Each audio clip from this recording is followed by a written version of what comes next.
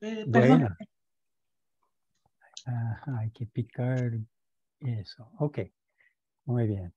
Muy buenas tardes a todos, una muy cordial bienvenida. Para mí es un gran placer, un gran honor y muchos otros sentimientos muy agradables presentar nuestro conferencista de esta tarde en esta escuela de otoño, que tiene el propósito de que los interesados puedan conocer más acerca del Departamento de Matemáticas de Cinvestav y sus posgrados. El doctor Vladislav Kravchenko, después de un tiempo en el Politécnico, vino hace más de 15 años a ayudar en la formación de la sede del Departamento de Matemáticas de Cinvestav en la unidad Querétaro. Y aquí en Querétaro ha sido líder de grupos de trabajo, investigador, maestro, ha sido asesor de muchos alumnos de doctorado. Y pues para no pasar toda la hora explicando sobre el doctor Kravchenko, pues como uno de los sentimientos agradables es la curiosidad de qué querrá decir el título sobre la existencia de matemáticos y de otros problemas interesantes, pues les presento al doctor Kravchenko. Lara, adelante. Muchas gracias, doctor Porter, por esta introducción y por la invitación. Y hoy sí vamos a hablar de todo esto sobre la existencia de matemáticos y de otros problemas. Espero que serán interesantes. Bueno, la idea es hablar un poquito sobre cómo es la vida de un matemático, tal vez, en la sociedad moderna, cómo es la percepción de la sociedad, cuáles son los problemas que se observan, bueno, algunas consideraciones. Y al final me gustaría hablar también un poco sobre el trabajo que estamos haciendo aquí en nuestro grupo, en el Cinvestav, en el Departamento de Matemáticas del Cinvestav, para que conozcan un poco sobre nuestro trabajo. Y, por supuesto, hay que empezar con una definición, ¿verdad? Una definición. ¿Qué es un matemático? Entonces, un matemático es un dispositivo para transformar café en teoremas.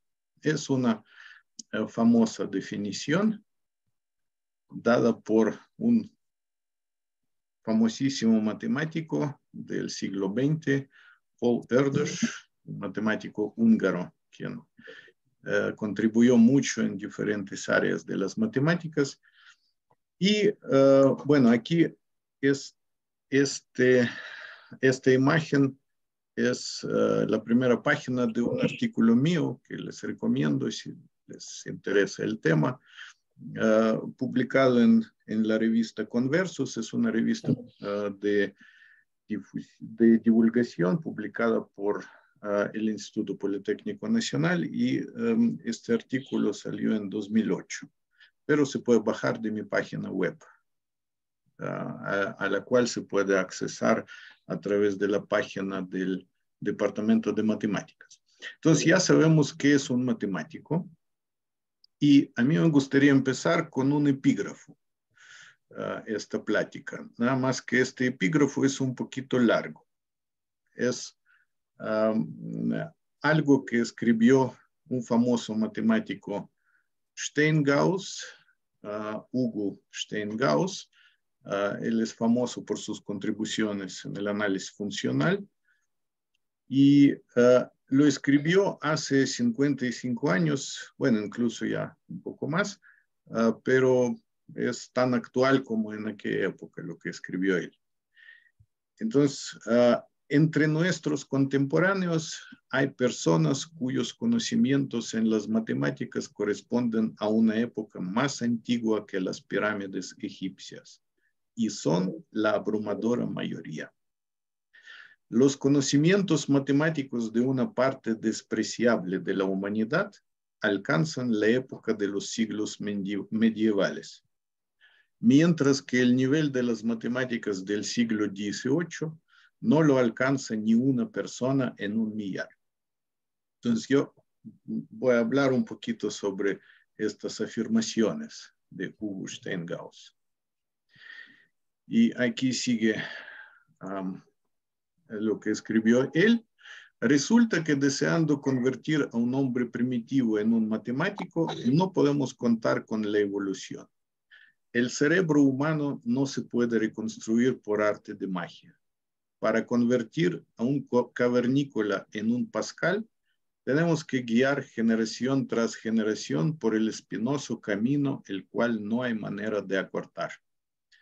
En las matemáticas no existe un camino de los reyes, decían los antiguos, pero la distancia entre los que caminan en la vanguardia y las inmensas masas de los caminantes aumenta. La procesión se expande y los que caminan adelante se alejan cada vez más y más.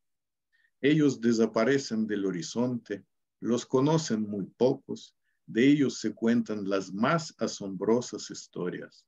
Incluso hay quienes simplemente no creen en su existencia, entonces, en la existencia de los matemáticos. Yo espero que los que estamos aquí, pues, por lo menos creemos en su existencia, pero me gustaría descifrar un poco estas palabras y hablar un poco alrededor de estas afirmaciones. Entonces, miren, por ejemplo, en el siglo XVI, la gente todavía creía que por medio de un imán era posible descubrir la infidelidad de una mujer. Aquí es una ilustración hecha por mi hija cuando tenía como 9 años. Y también en la misma época se pensaba que el ajo afectaba la brújula. Entonces, esto hacía que, por ejemplo, los marineros ingleses de esa época del siglo XVI, incluso del siglo XVII, eran severamente castigados si subían a la nave con el olor al ajo. Entonces, los dos ejemplos son del libro escrito por William Gilbert en 1600, donde él trató de simplemente de checar si eran ciertas estas afirmaciones, estas creencias de esa época. Y descubrió que muchas de esas no eran ciertas. Entonces fue uno de los primeros libros experimentales, digamos, de la física de aquella época. ¿Por qué estoy hablando de estos ejemplos? Porque imagínense que, por ejemplo, si los egresados de las preparatorias ahora tuvieran los conocimientos de la física, de la geografía, de la astronomía o de la biología del siglo XVI, o incluso del siglo XVII, ¿sí? Entonces, imagínense que, bueno, que por supuesto, una persona en aquella época sabía exactamente que el Sol está rodando alrededor de la Tierra, ¿verdad? Y no al revés. Y muchas otras cuestiones como los dos ejemplos que les acabo de mostrar. Pero la situación es que los tópicos más avanzados de las matemáticas, estudiados actualmente en una escuela secundaria o bachillerato, son los descubrimientos de los siglos precisamente XVI, XVII, en el mejor de los casos. Por ejemplo, bueno, la aritmética ya sabemos que por supuesto se dominaba perfectamente bien en Babilonia, en Egipto antiguos, como también la ecuación cuadrática, por ejemplo, se resolvía ya hace 5,000 años, entonces, en Babilonia y Egipto. Las cosas más modernas, como por ejemplo los logaritmos, también datan del siglo XVII. La trigonometría, ya en el siglo IX, en los tratados árabes, ya estaban más o menos las mismas funciones trigonométricas que conocemos ahora, seno, coseno, tangente, etcétera, incluso con las tablas de valores de estas funciones. Entonces, es más o menos lo que conoce un egresado de la preparatoria, tal vez algunos conceptos más básicos del cálculo diferencial e integral, que también data del siglo XVII. Entonces, más o menos es la situación, es lo que conoce un egresado de bachillerato ahora. Son conocimientos de esas épocas. Y entonces, son prácticamente 400 años los que separan al egresado de la preparatoria actualmente de lo que está pasando en las matemáticas en nuestros días, en la investigación matemática. Aquí es una ilustración de eso, ¿no? Más o menos es la imagen de un egresado de la preparatoria y esto es donde estamos actualmente los matemáticos ahora. No muy lejos de la Tierra, pero ya en el espacio, por lo menos. Ahora, ¿y qué pasa con los egresados de las carreras? Por ejemplo, de las carreras de ingeniería. Son expertos en las ingenierías modernas que deberían de conocer muy bien los métodos matemáticos existentes. Y actualmente, ¿qué es lo que podemos observar? Es que todo lo que se estudia en las carreras de ingeniería son las matemáticas, en el mejor de los casos, del siglo XIX. La mayor parte del siglo XVII y del siglo XVIII, por supuesto. Ustedes pueden notarlo fácilmente simplemente por los nombres de los creadores de las teorías que se estudian actualmente en las carreras, como por ejemplo Pierre-Simon Laplace, la transformada de Laplace, la ecuación de Laplace, por supuesto Fourier, el creador, bueno, el descubridor de la transformada de Fourier y del método de separación de variables de Fourier. Entonces, estos grandes investigadores trabajaron a finales del siglo XVIII, a principios del siglo XIX. Prácticamente todo lo que se estudia actualmente en las matemáticas avanzadas de las carreras ya lo sabía, por supuesto, Euler. Quien vivió, ahí están sus fechas de nacimiento, 1707 y la fecha de su muerte, 1783. Entonces, incluso la teoría de las funciones complejas, prácticamente como la conocemos ahora, ya la dominaba perfectamente Euler. Me refiero como la conocemos ahora en los libros de texto de matemáticas avanzadas para ingeniería. Entonces, esta es la situación, que hay una enorme distancia entre lo que está sucediendo en las matemáticas modernas y lo que se estudia en todos los niveles.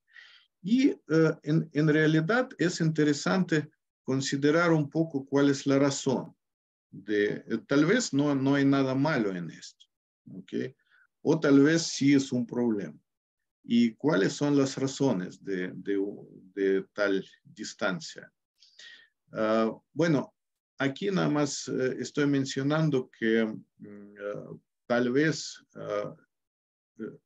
un área, digamos, más reciente de los que se estudian actualmente en las carreras es el cálculo vectorial, pero también no es muy reciente porque el mismo Euler ya trabajó mucho con los vectores y conocía mucho de lo que conocemos ahora del cálculo vectorial. Y la persona que se cree que creó el cálculo vectorial fue Gibbs, quien también trabajó en el siglo XIX, pero en su segunda mitad. Ahora, ¿Es un problema o no que exista tal distancia entre la investigación en las matemáticas y lo que se estudia en todos los niveles? Yo creo que sí. La explicación de por qué creo así es muy sencilla. Miren, si nosotros revisamos simplemente qué es lo que enseñaban los clásicos de las matemáticas del siglo XIX cuando daban clases, y daban muchas clases, en realidad, por ejemplo, Cauchy o Weierstrass, ellos enseñaban mucho en las universidades respectivas. Y si nosotros revisamos qué es lo que enseñaban, descubrimos que lo que enseñaban eran los últimos avances de su época.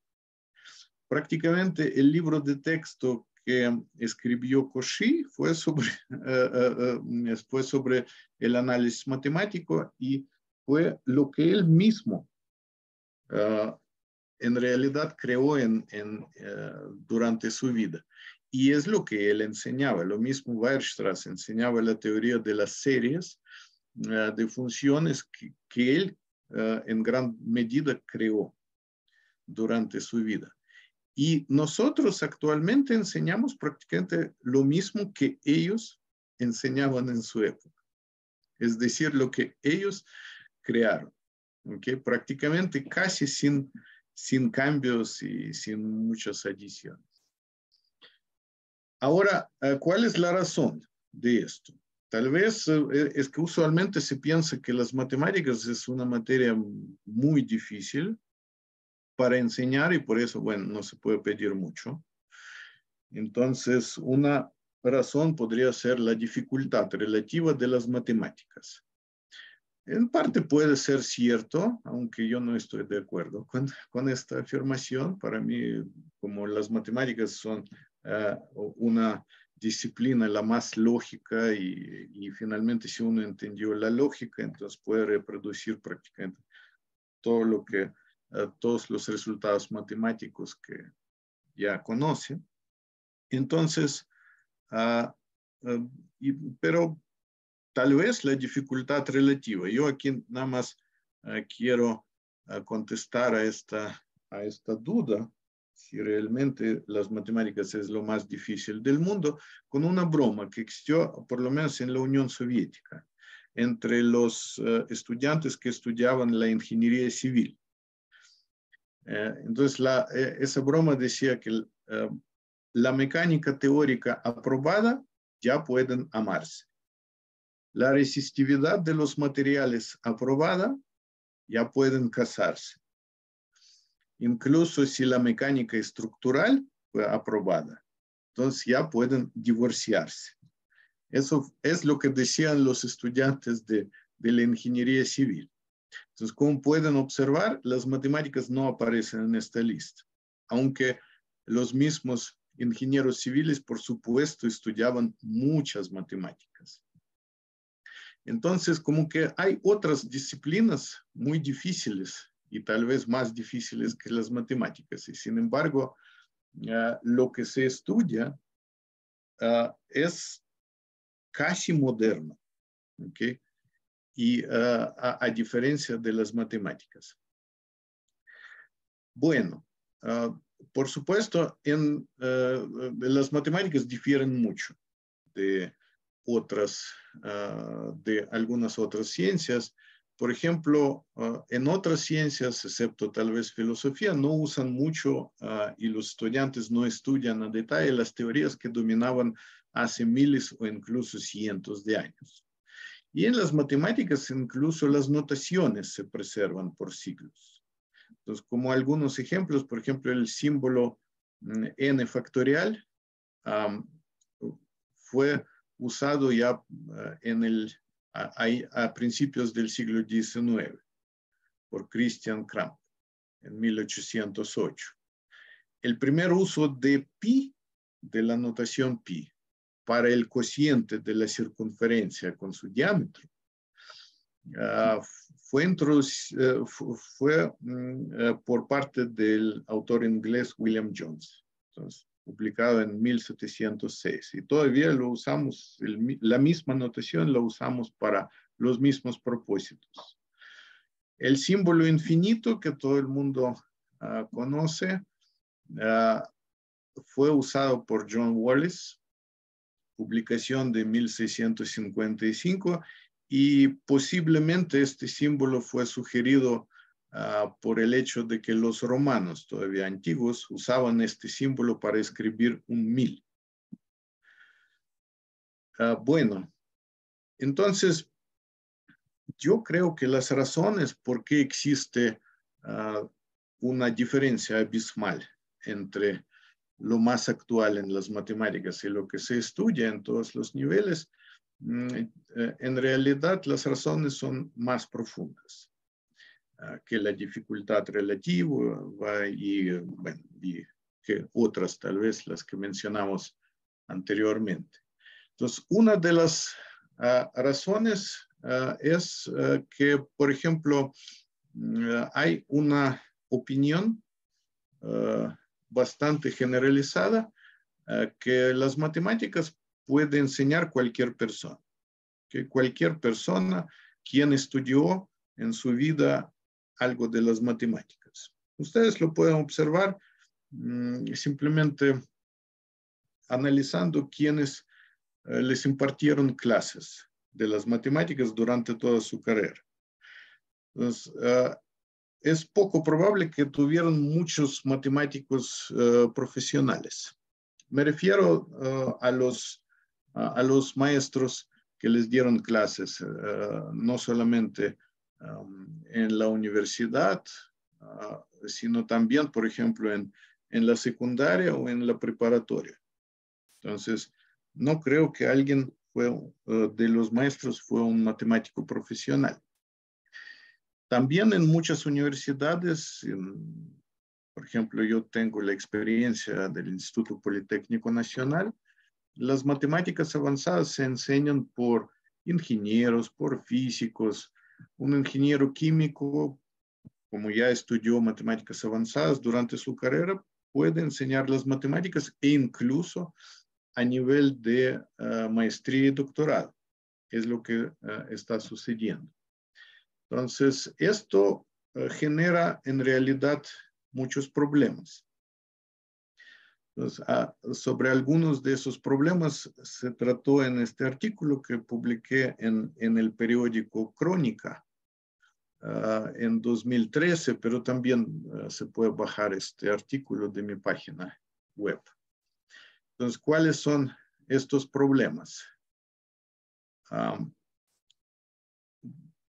Que en realidad surgen de esta situación. Lo primero, por ejemplo, que existen universidades públicas sin facultades de matemáticas. Entonces, antes esto era inimaginable. La existencia de alguna universidad donde simplemente no hubiera una facultad de las matemáticas.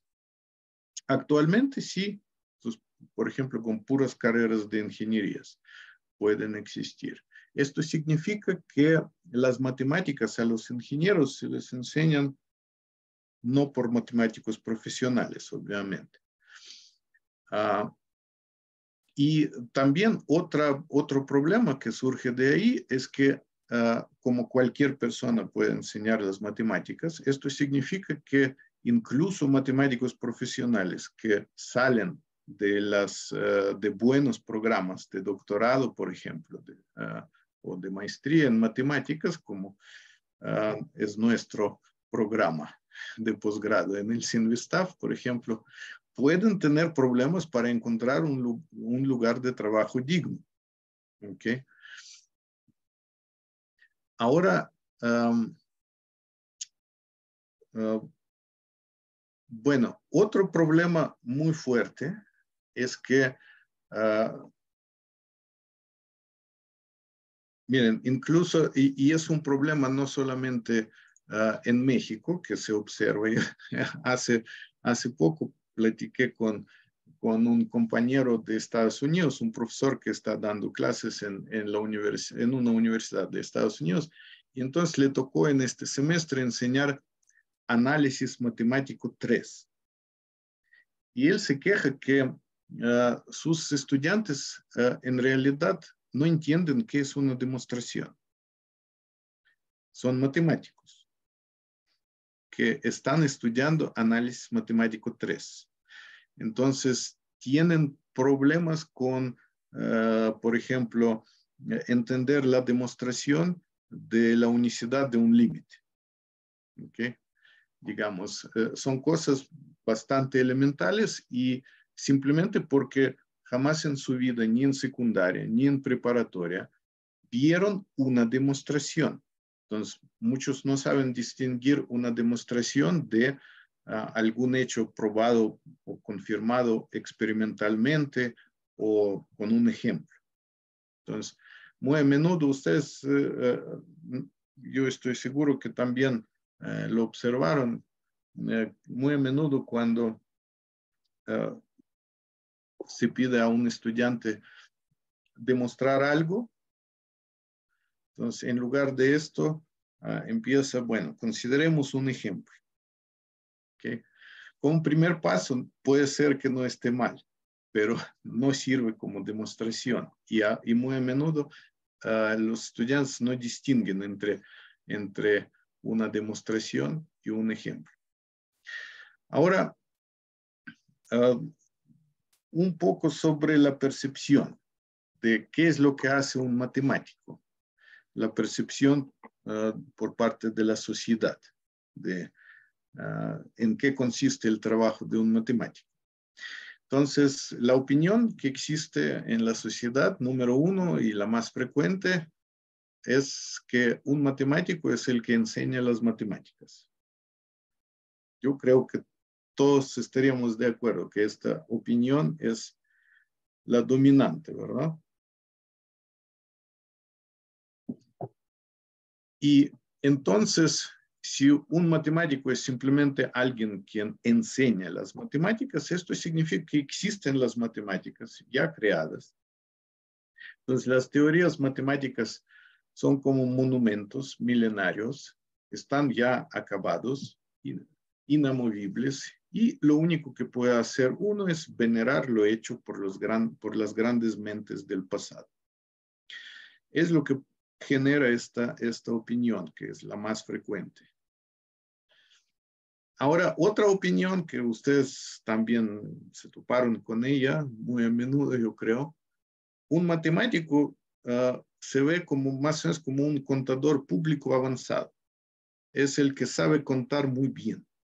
¿Okay?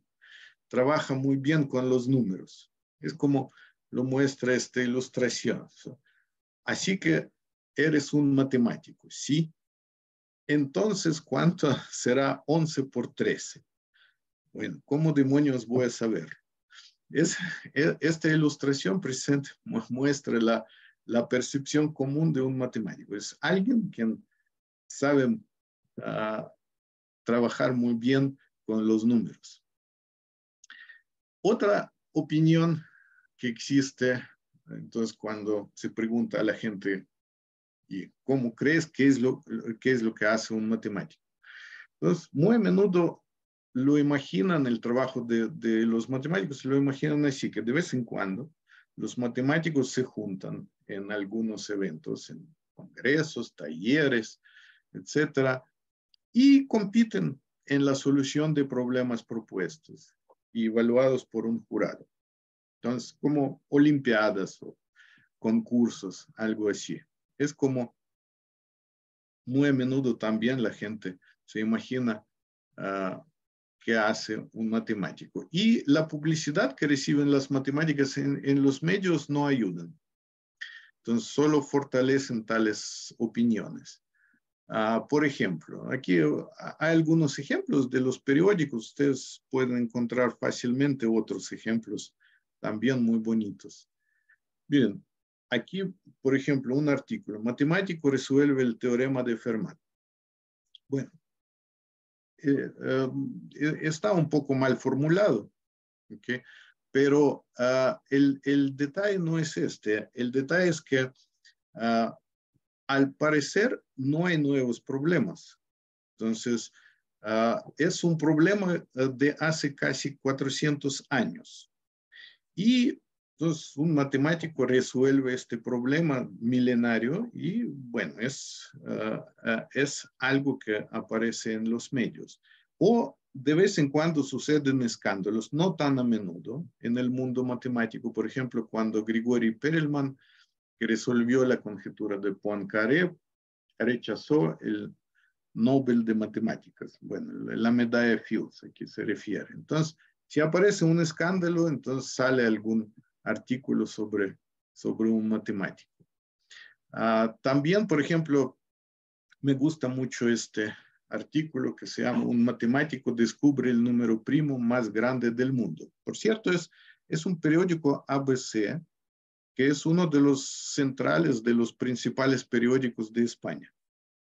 Entonces, bueno, está claro que el autor del artículo nunca leyó, nunca estudió la demostración que tiene Euclides sobre la infinidad de números primos, pues que simplemente no existe un número primo más grande del mundo. Pero esto es más o menos como se ven las matemáticas en los medios. Son solo algunos ejemplos y ustedes mismos encuentran fácilmente otros. Bueno, y debido a esto, y por un lado, y por el otro lado, consciente de que las matemáticas son importantísimas en el mundo actual y para el progreso, y todo vuela y tenemos la conexión al Internet y bueno, y los bancos y todo funciona gracias a que todo tiene matemáticas. Las teorías matemáticas bien hechas y desarrolladas e incluso en el siglo XX. Entonces, consciente de ello, un famoso autor, bueno, un buen matemático y un famoso divulgador de las matemáticas, Ian Stewart, él propuso más o menos como la empresa Intel. Entonces, en los dispositivos que funcionan gracias a que se invirtió mucha matemática, ¿okay? En su desarrollo, pegar las etiquetas, como la etiqueta Intel Inside, que ustedes pueden encontrar sobre sus laptops o computadoras, poner también la etiqueta más Inside. Por ejemplo, sobre un celular, sobre una computadora, en muchos otros dispositivos. Autos también, por supuesto que hay muchas matemáticas, aviones, etcétera, etcétera. Esta fue la propuesta. Más Inside todavía no se realizó, por supuesto, pero por lo menos hay mucha gente que piensa cómo dar a conocer a la sociedad la importancia de las matemáticas modernas y en realidad que no solamente toda la ciencia está basada en las matemáticas, sino toda la tecnología actual y todo lo que veremos en el futuro va a estar basado en las matemáticas que se están creando en este momento. Bueno, así es como la persona que ilustró mi artículo de la existencia de los matemáticos en la revista Conversos vio esta idea de Ian Stewart. Aquí ustedes pueden ver, está escrito Math Inside y acá es Geometry Outside. Eso fue lo que inventó el artista de la revista Conversos. Entonces, bueno, también es posible. Ahora, ¿cómo se soluciona este problema de que hay tanta diferencia tanta distancia entre lo que se estudia actualmente y lo más novedoso de la investigación matemática? Eso no lo sabemos, pero hay muchas diferentes opiniones y sugerencias. Entonces, por ejemplo, algunas cosas se puede acortar, algunas introducir en los programas. Por ejemplo, tal vez no todos los trucos de integración actualmente son necesarios. Tal vez no todas las clases especiales de ecuaciones diferenciales hay que estudiar cuando existen softwares que lo hacen. En algunos casos mejor que un ser humano.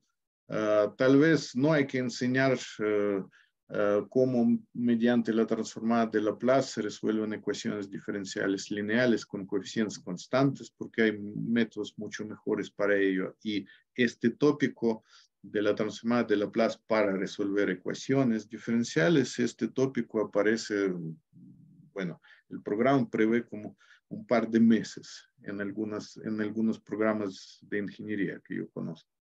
Entonces hay muchas otras sugerencias que pueden llevar, por ejemplo, a que tal vez acortando un poquito la trigonometría, se puede introducir conceptos matemáticos fundamentales, incluso a nivel al menos de preparatoria. Por ejemplo, el concepto de qué es un grupo o qué es un operador, al menos a nivel intuitivo.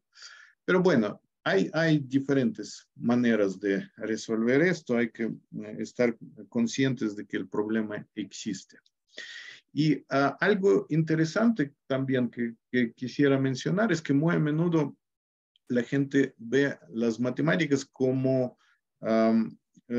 simplemente algo que permite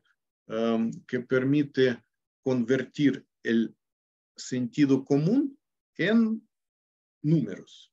¿Okay? Todo el mundo entiende cómo debe ser y las matemáticas nada más lo confirman. Y esto está lejísimo, muy lejos de la realidad, porque en realidad la belleza de las matemáticas es que muy a menudo lo que nos muestra es al contrario, son cosas que son contrarias al sentido común. Bueno, y las cosas contrarias al sentido común se llaman milagros, ¿verdad? Entonces, solo un ejemplo muy rápido es un famoso problema, cómo pasar al camello a través del ojo de una aguja. Ese problema es antiguo en realidad y se trata de lo siguiente. Miren, tenemos aquí la Tierra, por ejemplo, y tenemos la cuerda que está así bien ajustada hacia la superficie de la Tierra. Y bueno, después nada más agregamos un pequeño pedacito a la cuerda y levantamos la cuerda sobre la Tierra. Y la pregunta es, ¿a qué altura sobre la Tierra se levanta la cuerda en este caso? Ustedes mismos pueden calcular esta altura, es muy fácil. ¿Okay? Y en realidad, miren, un ejemplo.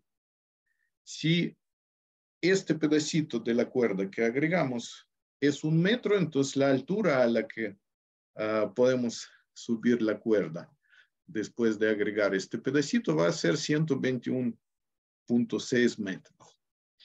Y si este pedacito es nada más de 3 milímetros, el que se agrega a la cuerda, entonces se podrá levantar la cuerda resultante a una altura de 2.53 metros sobre la superficie de la Tierra. Es decir, fácilmente un camello pasará por debajo de esa cuerda. Entonces, ¿a poco no es un resultado que es que en realidad es contraintuitivo? Me parece que sí. Y las matemáticas nos sirven precisamente para, en muchos casos, para encontrar estos resultados y para mostrar que esto es parte de nuestra vida, parte de nuestra ciencia y parte de nuestra tecnología actual. Ahora, nada más unas palabras, porque ya no me da mucho tiempo, para mostrarles más o menos en qué estamos trabajando, por lo menos nuestro grupo en el departamento de matemáticas en el Sinvestad. Entonces, cuando se habla de en qué estamos trabajando, quiere decir precisamente esto, que recientemente en qué estamos trabajando, porque hace 10 años yo, por ejemplo, trabajé en otras cosas. Entonces, actualmente lo que nos interesan son nuevos métodos de solución de problemas espectrales, directos e inversos. Tales problemas surgen en todas las ciencias actuales, en la física, en la biología, en matemáticas financieras, bueno, en muchas otras. Entonces, si alguien quiere conocer un poco más, aquí está la referencia a mi libro que salió en 2020 sobre el tema y actualmente seguimos trabajando en esta área, obteniendo, en mi opinión, resultados muy interesantes. Y miren, como algunas muestras de qué es lo que se está haciendo, miren, si nosotros consideramos una ecuación diferencial de segundo orden, ¿ok? Una ecuación diferencial ordinaria que tiene esta forma. Entonces, menos la segunda derivada más q de x por y es igual a un número lambda por y. Esta ecuación muy a menudo se conoce como la ecuación de Schrödinger unidimensional. Y entonces, para esta ecuación aparecen problemas directos y problemas inversos que más o menos consisten en lo siguiente. Si un problema directo espectral es que dada la función Q y algunas condiciones adicionales, entonces hay que encontrar lo que se llama el espectro. Entonces algunas frecuencias especiales para el sistema físico descrito por esta ecuación. Y problemas inversos cuando es al revés. Dado el espectro o algunas características espectrales, hay que reconstruir el operador diferencial, la ecuación diferencial. Hay que reconstruir la función Q. Es más o menos como, por ejemplo, escuchando cómo suena la cuerda, una cuerda, por ejemplo, sin saber de qué está hecha. Hay que encontrar de qué está hecha esta cuerda. Okay. Entonces, esto es más o menos lo que son los problemas inversos espectrales. Por supuesto, esta ecuación de Schrödinger, bueno, es bastante general, por ejemplo, en el sentido de que prácticamente cualquier ecuación diferencial de segundo orden se puede reducir mediante la transformada de Liouville. Aquí está su retrato a la forma de la ecuación de Schrödinger unidimensional. Así que lo que estamos haciendo es bastante general. Y miren, solo les menciono un dato curioso. Si nosotros de repente olvidamos poner aquí una de las derivadas y consideramos esta ecuación en lugar de la primera. Entonces resulta que esta ecuación se resuelve fácilmente, ¿verdad? Aquí está su solución general. Si ustedes han estudiado ecuaciones diferenciales, entonces sabrán cómo resolverla seguramente. Es una ecuación de primer orden lineal, entonces se resuelve en forma cerrada. Y la ecuación 1, que difiere solamente con que aparece una derivada adicional aquí, ya nadie sabe cómo obtener la solución general, ¿okay? En forma cerrada. Es un problema dificilísimo y muy interesante en realidad, hasta ahora. Entre otras cosas, lo que estamos haciendo se puede formular de la siguiente manera. Mira, vamos a suponer que de alguna manera obtuvimos una solución particular, por ejemplo, de esta ecuación, cuando lambda es igual con 0. ¿Cómo en tal caso se puede obtener la solución general de la ecuación donde lambda en general no es 0? Lambda es un número, ¿okay? Pero aún así conociendo una solución particular de la primera ecuación, no está claro cómo obtener la solución de la segunda. Entonces, una solución a este problema se da mediante lo que ahora se conoce como el método del parámetro espectral, SPPS, Spectral Parameter Power Series, o series de potencias en términos del parámetro espectral. Es un método que fue introducido en este artículo mío en 2008 y luego junto con mi colega Mike Porter, aquí presente, nosotros pudimos hacer este método más amigable y usarlo para la solución práctica de los problemas directos, los problemas espectrales directos para las ecuaciones mencionadas. Entonces, incluso en Wikipedia, si ustedes buscan SPPS, encontrarán algo sobre el método. Entonces, es un método sencillo, es un método versátil, sirve en muchas situaciones, entonces nos permite calcular algunos, por ejemplo, autovalores de la ecuación y muchas otras cosas. Es suficiente para encontrar algunas decenas de autovalores, pero últimamente desarrollamos un método todavía más poderoso para resolver tanto problemas directos espectrales como problemas inversos. Y entonces este método es realmente increíble, el que se desarrolló, porque permite, sin perder la precisión, por ejemplo, calcular miles de autovalores y autofunciones de un problema espectral para una ecuación de Sturm-Liouville, tanto en intervalos finitos como infinitos. Y el primer trabajo en esta dirección fue el trabajo conjunto con nuestros colegas Luis Navarro de Venezuela, quien fue un postdoc aquí en el departamento con nosotros, y nuestro colega del departamento de matemáticas y otro miembro de nuestro grupo de investigación, Sergei Torba, quien también trabaja en Querétaro con nosotros. Bueno, yo no sé qué tantos detalles aquí vale la pena poner, pero yo creo que voy a omitir una parte, perdón, porque ya se me está acabando el tiempo.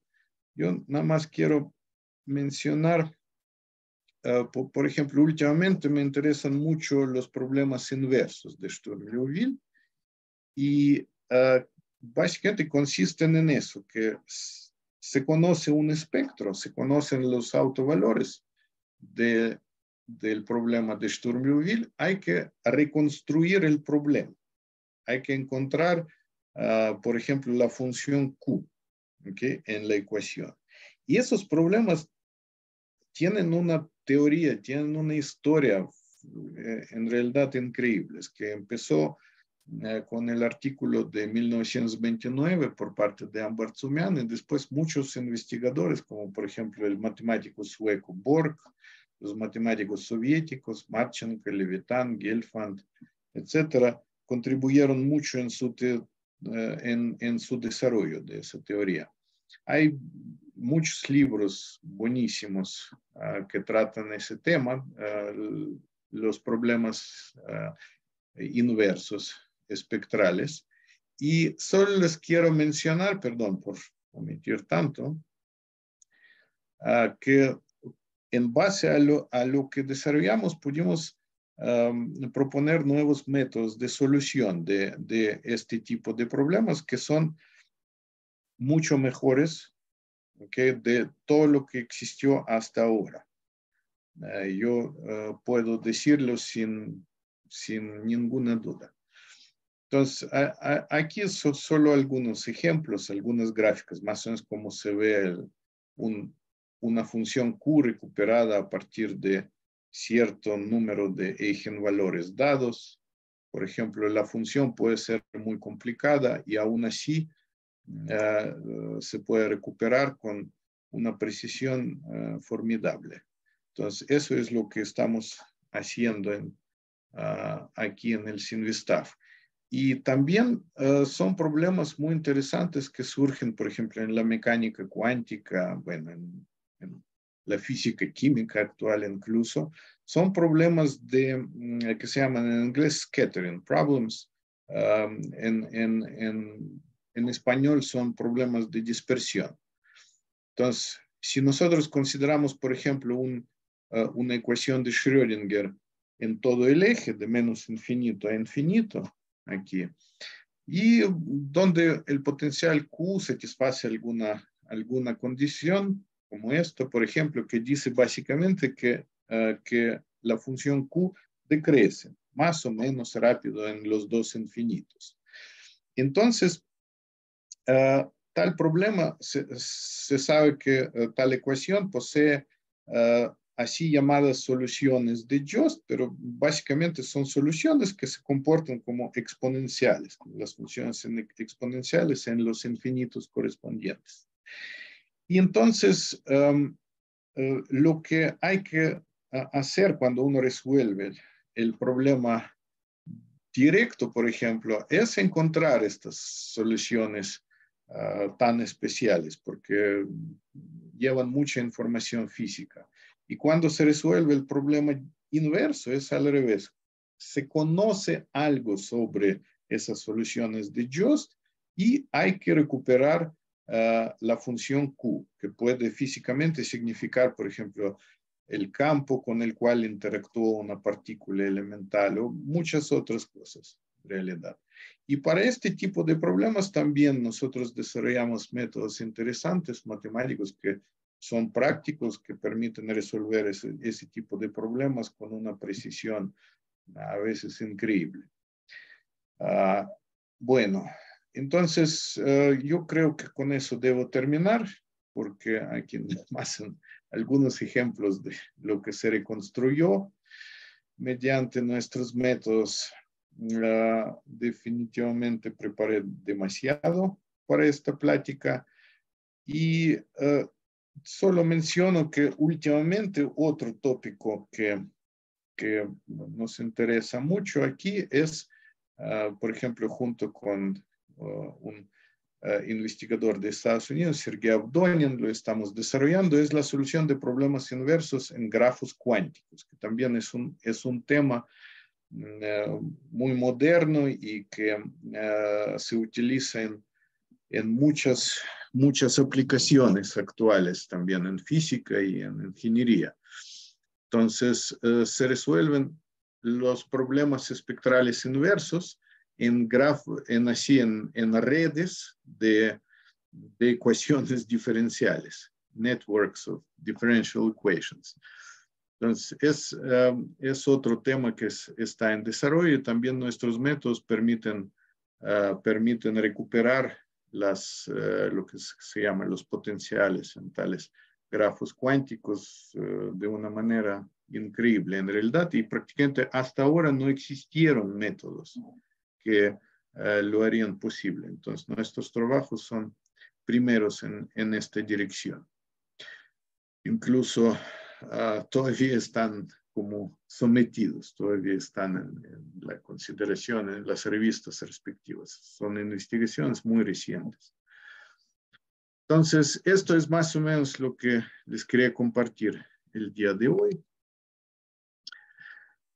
Así que muchas gracias por su atención y espero que habrá algunas preguntas o comentarios. Gracias.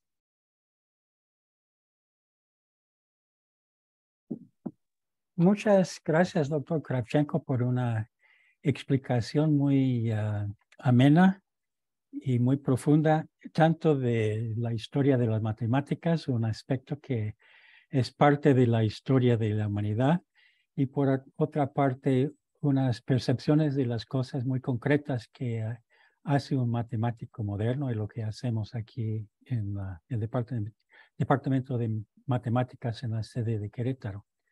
No han aparecido en el chat que yo haya visto preguntas sobre la plática, y pues a riesgo de robar un minuto a la siguiente ponente, solo quisiera mencionar que estos problemas inversos donde se toman los eigenvectores o las frecuencias, eso es lo que se observa en muchas situaciones físicas. Entonces, en muchos casos se puede hacer mediciones eléctricas, por ejemplo, en el exterior de algún objeto y deducir por este medio precisamente qué es lo que hay adentro, sin romper el objeto, lo cual puede ser muy importante si ese objeto es una tubería de petróleo o es tu hígado. Entonces, estas cosas son muy importantes para manejar problemas físicos muy prácticos. Muy bien, entonces nuevamente le damos las gracias al doctor Kravchenko. Vamos a prepararnos para la siguiente plática. Gracias, hasta luego. Hasta luego. Entonces, Briseida, puedes empezar.